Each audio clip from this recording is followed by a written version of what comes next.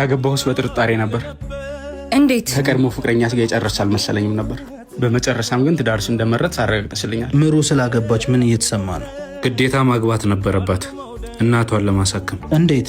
ሰውየው አግቢኝና እናትሽን ከሞት ላድንልሽ አላት። እኔ ደግሞ እናቷን ማዳን አልችልም። ስለዚህ ልክ ናት። እድለ ቢስ ነገር ና ማለት ነው። ጆ አውሩ በቃ።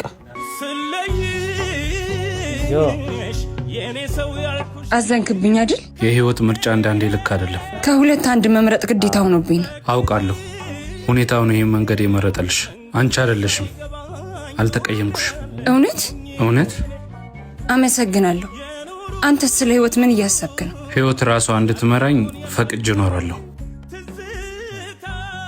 ይቅርታ፣ ለአንተ መንገድ እንደማትሳሳት ተስፋ አደርጋለሁ።